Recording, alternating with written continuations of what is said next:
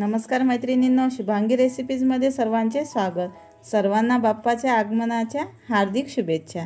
आज आपण बनविणार आहोत खास गणपती बाप्पाच्या आवडीचे गावाकडील साधे व सोपे असे गुळ कणकीचे झटपट होणारे मोदक। त्यासाठी लागणारे साहित्य पाहू। गव्हाचे पीठ, गूळ, मीठ व तेल। सुरुवातीला मी 2 वाटी कणिक घेतली आहे।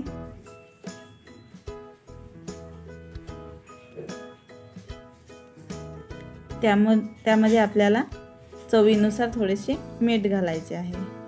हे आपल्याला मिक्स करून घ्यायचे आहे आणि थोडं थोडं पाणी टाकून आपल्याला कणिक मळून घ्यायची आहे। भिजवताना आपल्याला ही घट्ट अशी कणिक मळून घ्यायची आहे।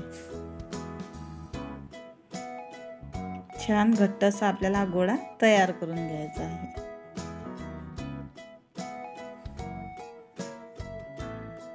5 मिनिटं आपण हा झाकून ठेवू।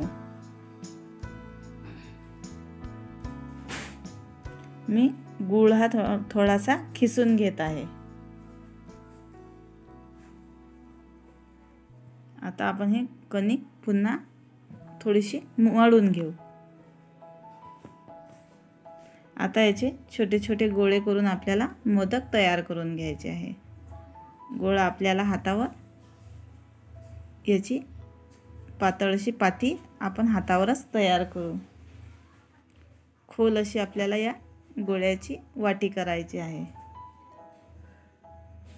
पातळ अशी आपल्याला ही पारी तयार करून घ्यायची आहे। यामध्ये आपण गुळाचे सारण भरून घेऊ।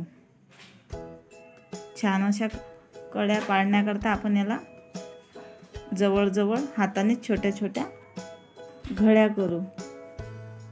जवळ आपल्याला ह्या घड्या करायच्या आहे। चिटकू नये म्हणून तुम्ही हाताला थोडंसं तेल लावून घेऊ शकता आणि वरून हा असा बंद करून घ्यायचा आहे। अशा प्रकारे आपल्याला मोदक तयार करून घ्यायचा आहे। हे पहा, आपला मोदक तयार झाला आहे। अशाच प्रकारे आपल्याला दुसरा मोदक तयार करायचा आहे। हाताने आपल्याला छान अशी वाटी तयार करून घ्यायची आहे। तुम्ही पोळपाटावर सुद्धा याची पारी लाटून घेऊ शकता। यामध्ये आपल्याला गुळाचे सारण भरून घ्यायचे आहे। छोटे छोटे याला घड्या पाडून घ्यायच्या आहेत।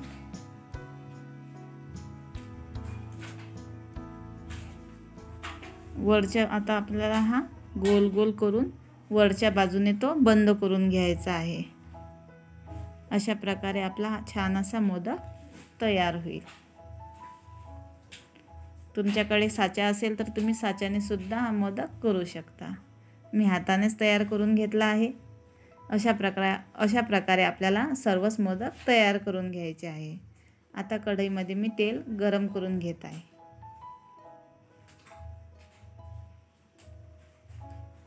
आपले तेल गरम झाले आहे। यामध्ये आपल्याला मोदक तळून घ्यायचे आहे। मोदक आपल्याला सर्व बाजूने छान असा लालसर होईपर्यंत तळून घ्यायचा आहे।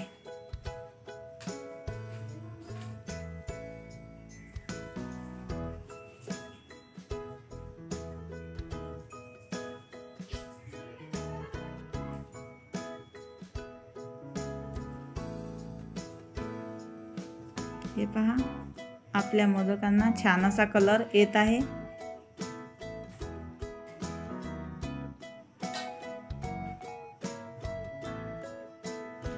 आपले मोदक हे तळून तयार। अशा प्रकारे आपण कमी वेळेमध्ये झटपट असे हे मोदक आपण तयार करून घेऊ शकतो। अशाच प्रकारे आपल्याला सर्व मोदक हे तळून घ्यायचे आहेत। घरगुती साहित्यात व कमी खर्चात हे आपण मोदक तयार करू शकतो। अशाच साध्या सोप्या नवनवीन रेसिपी पाहण्याकरता शुभांगी रेसिपी या चॅनलला लाईक आणि सबस्क्राईब जरूर करा।